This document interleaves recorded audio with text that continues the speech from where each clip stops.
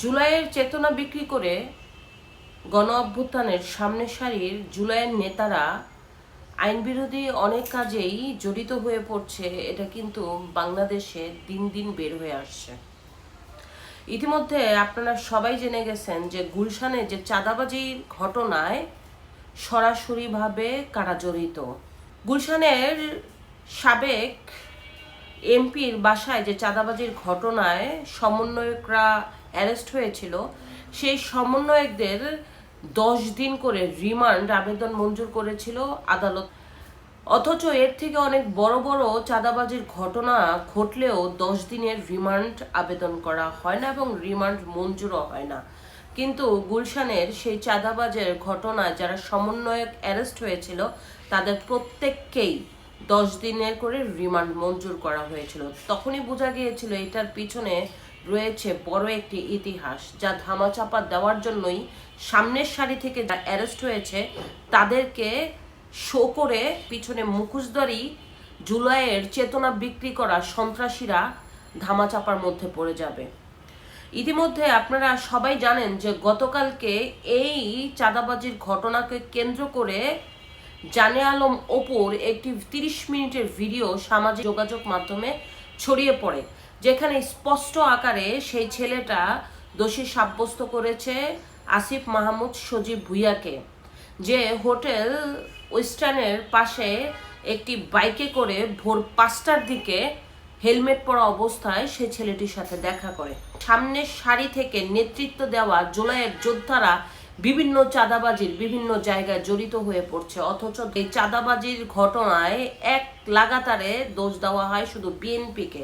শুধু যে বিএনপি চাঁদাবাজির সাথে জড়িত না, সেটা কিন্তু দিন দিন বের হয়ে আসছে। আসেন আসিফ মাহমুদ সজীব ভুইয়া, যে ছাত্রদের প্রতিনিধি হিসাবে বাংলাদেশের অন্যতম 2টি মন্ত্রণালয়ের দায়িত্ব পেয়েছে, স্থানীয় সরকার মন্ত্রণালয় আর একটা হচ্ছে ক্রীড়া মন্ত্রণালয়। 2টি মন্ত্রণালয় কিন্তু বেশ প্রভাবশালী মন্ত্রণালয় এবং বাংলাদেশের অর্থনৈতিকভাবে ব্যাপক ভূমিকা রয়েছে এই 2টি মন্ত্রণালয়ের অন্যতম একটি, যেটা স্থানীয় সরকার মন্ত্রণালয়।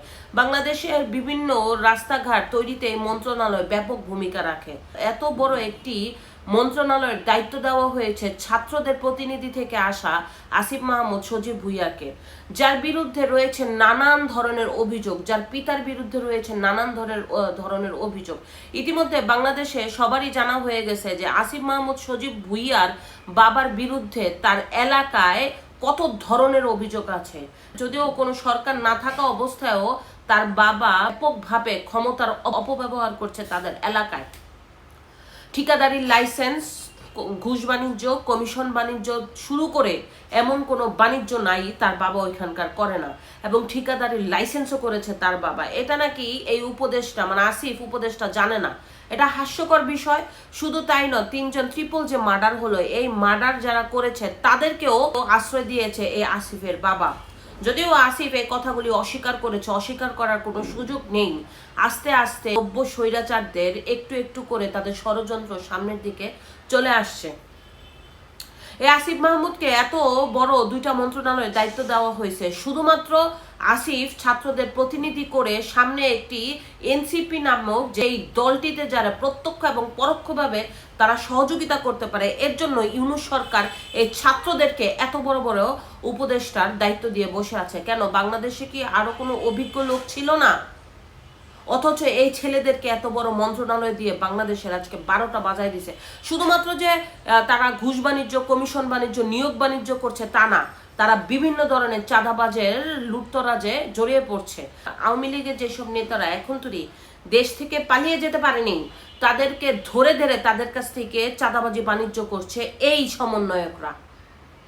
তারা জুলাইয়ের চেতনা বিক্রি করে বাংলাদেশকে এতটা খারাপ পরিস্থিতিতে ফেলে দিয়েছে যা বলার বাহিরে। সেই সাথে জড়িত আছে এই ইউনূস সরকারের বিভিন্ন উপদেষ্টারা, এবং ডক্টর ইউনূসের আমলে এই বাংলাদেশ যতটা অধপতন হয়েছে, এই বাংলাদেশের ইতিহাসে কোনো সরকারের অধীনে এই অল্প সময়ের মধ্যে এতটা অধপতন হয়নি বাংলাদেশের নিরাপত্তা প্রতিনিয়ত বিঘ্নিত ঘটছে, মব হচ্ছে, চাঁদাবাজি হচ্ছে, লুটতরাজ হচ্ছে, দখল বাণিজ্য হচ্ছে। এমন কোনো নিয়োগ বাণিজ্য থেকে শুরু করে এমন কোনো বাণিজ্য নেই এই উপদেষ্টা মণ্ডলীর কিছু উপদেষ্টা এবং এই সমন্বয়করা করেনি। দেখেন এই আসিফ মাহমুদ সজীব ভুঁইয়ার বিরুদ্ধে কত ঘটনা ঘটছে। তার বাবার একনায়কতন্ত্র প্রতিষ্ঠা করেছে কুমিল্লাতে, সেই সাথে তার পিএস এর 200 কোটি টাকার বাণিজ্য, এবং রয়েছে গতকালকে যে গুলশানের চাঁদাবাজির ঘটনা তার জড়িত থাকার অভিযোগ, এবং গুলশানের ওয়েস্টার্নের যদি ভিডিও ফুটেজ বের করা হয় তাহলে কিন্তু স্পষ্ট থলের বিড়াল বের হয়ে আসবে।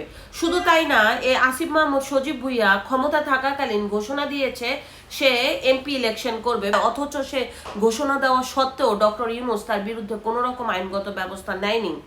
এই যে তার বিরুদ্ধে এত বড় অভিযোগ হয়েছে, কিন্তু তার বিরুদ্ধে কোনো অভিযোগ এনে আইনগত ব্যবস্থা নিবে না এই সরকার। কারণ এটা তো বের হয়েছে আসিফের মানে কর্মকাণ্ড, পিছনে কিন্তু জড়িত আছে অনেক বড় বড় রাঘবোয়াল, যা আস্তে আস্তে বের হয়ে আসবে। দেখেন জুলাইয়ের চেতনা বিক্রি করে এই সমন্বয়করা যেভাবে দেশকে ধ্বংস করে দিছে তা বলার বাহিরে। কে না অপরাধের সাথে জড়িত, কে না।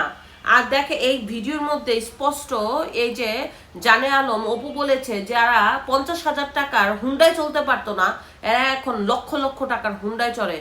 যারা ওই ছাত্রলীগের যন্ত্রণায় হোস্টেলে থাকতে পারতো না, বাহিরে ভাড়া করে থাকতো, তারা এখন মার্সিডিজে চলে, বিএমডাব্লিউতে চলে, শত শত কোটি টাকার মালিক হয়ে গেছে। শুধু তাই না, তারা পুরো বাংলাদেশকে এমনভাবে নিয়ন্ত্রণ করার চেষ্টা করছে যাতে তারা অনেক দিন ক্ষমতায় বসে থাকতে পারে। তারা মানুষকে বিভিন্ন ধরনের ভয় দেখিয়ে মব সৃষ্টি করছে যাতে কোনো মানুষের মুখ থেকে অপরাধের কথা না বের হয়। আস্তে আস্তে সব ধরনের ষড়যন্ত্র সামনে চলে আসছে। আপনি দেখেন যে সরকার থেকে শুরু করে উপদেষ্টা মণ্ডলী থেকে শুরু করে এই জুলাইয়ের সমন্বয়করা বাংলাদেশকে কতটা খারাপ পরিস্থিতিতে ফেলেছে। এই সরকারের কাজ হয়েছে শুধুমাত্র গ্রামীণ প্রতিষ্ঠানের উন্নয়ন করা, এছাড়া এই সরকার বাংলাদেশের কোনো উন্নয়নমূলক কাজে অংশগ্রহণ করতে পারে নাই। এই সরকারের অধীনে গার্মেন্টসগুলি বন্ধ হয়েছে, বেকারত্ব বেড়ে গেছে, কর্মসংস্থান কমে গেছে। তারপরে এই সরকারের টনক লড়ে না যে বাংলাদেশ কতটা খারাপ পরিস্থিতিতে চলে গেছে। বিভিন্ন উপদেষ্টার বিরুদ্ধে কিন্তু দুর্নীতির অভিযোগ পাওয়া গেছে। ইতিমধ্যে আপনারা সবাই জানেন যে খালেদা জিয়ার প্রেস সচিব ABM আব্দুস সাত্তার তিনি সরাসরি একটি সচিবদের প্রোগ্রামে উল্লেখ করে বলেছেন এই সরকারের 8 জন কর্মকর্তা মহা দুর্নীতিবাজে জড়িত হয়ে গেছে। কিন্তু তো সরকারের তরফ থেকে ছোট্ট একটি ব্রিফিং দেওয়া হলো এই কথাটি ভুয়া। তো এই কথাটি ভুয়া হলে কেন আপনারা তার বিরুদ্ধে আইনগত ব্যবস্থা নেওয়া হলো না? মানুষ কিন্তু সবাই বুঝে গেছে যে এই সরকারের অধীনে জুলাইয়ের চেতনা বিক্রি করে এই জুলাই নামক যারা নেতা তারা কতটা দেশকে ধ্বংস করে দিয়েছে। এই জুলাইয়ের যোদ্ধাদের একটাই কাজ মুক্তিযুদ্ধের চেতনাকে ধ্বংস করে দেওয়া। এই সরকারের একটাই কাজ মুক্তিযুদ্ধকে ছোট করা। এই সরকারের এই মুক্তিযুদ্ধকে ছোট করা কাজ ছাড়া আর কোনো কাজ নেই। যে মুক্তিযুদ্ধ বিষয়ক কথা বলবে সে আওয়ামী লীগের দোসর হয়ে যাবে, যে মুক্তিযোদ্ধাদের বিষয়ে কথা বলবে সে আওয়ামী লীগের দোসর হয়ে যাবে, যে বঙ্গবন্ধুকে নিয়ে কথা বলবে সে আওয়ামী লীগের দালাল হয়ে যাবে, যে বঙ্গবন্ধুর 32 নিয়ে কথা বলবে সে বাংলাদেশে থাকতে পারবে না, এ ধরনের কথা বলে মব সৃষ্টি করে। অথচ এরা অঘোষিতভাবে বাংলাদেশে যত চাঁদাবাজি, দুর্নীতি, দখলদারিত্ব, অর্থ পাচার করেছে, কোন সরকারের অধীনে এত অল্প সময়ে এত পাচার হয়নি। কোন সমন্বয়কের বিরুদ্ধে অভিযোগ নেই আপনি বলেন? সেই আসিফ থেকে শুরু করে সার্জিস থেকে শুরু করে হাসনাত থেকে শুরু করে মাহফুজ থেকে শুরু করে আসিফ, কার বিরুদ্ধে অভিযোগ নেই? প্রত্যেকজন শত শত কোটি টাকার মালিক হয়ে গেছে। এখন শো দেখাইলেই চলবে যে আমি নর্মাল চাপ্পল পরি, নর্মাল চাপ্পলের ফাঁকি দিয়ে কত হাজার কোটি টাকার মালিক হয়ে গেছেন সেটা তো সবাই জানা হয়ে গেছে। মব সৃষ্টি করে সাধারণ মানুষের মুখ বন্ধ করে রাখার যে ধৃষ্টতা আপনারা দেখাইছেন সেটা বেশি দিন ধরে রাখতে পারবেন না। আপনারা শুধুমাত্র আওয়ামী লীগের ট্যাগ দিয়ে মানুষের মুখের ভাষা কেড়ে নেওয়ার চেষ্টা করছেন, মানুষের মুখের অধিকার কেড়ে নিয়ে নিজেদের একনায়কতন্ত্র রাজা হিসাবে প্রকাশ করার চেষ্টা করছেন, যা শুধু বৃথা। এই সরকার এবং এই উপদেষ্টারা বেশি দিন বাংলাদেশে টিকতে পারবে না, ধ্বংস হয়ে যাবে। আওয়ামী লীগ তো 17 বছর পরে বলাইছে এদের মেয়াদ আছে আর 6 মাস। 6 মাস পরেই এরা বাংলাদেশে থাকতে পারবে না। যদিও ওরা বাংলাদেশে থাকার চেষ্টা করেও না, বাংলাদেশে ওরা ভবিষ্যতে ওদের প্রজন্ম থাকবে না সেটাই ওরা নির্ধারণ করে দিছে। কারণ ইতিমধ্যে বাংলাদেশ থেকে যেই ধরনের অর্থ পাচার করছে, যেই ধরনের চাঁদাবাজি, দুর্নীতি, দখলদারিত্ব করে কোটি কোটি টাকা বিদেশে পাচার করে ওখানেই বসবাসযোগ্যের চেষ্টা করছে, তা কিন্তু সবাই জেনে গেছে। সামনে আরো অনেক কিছু বাকি আছে, শুধু দেখতে থাকেন এই সরকার এবং এই উপদেষ্টারা জুলাইয়ের চেতনা বিক্রি করে কিভাবে দেশটাকে ধ্বংস করে দিচ্ছে।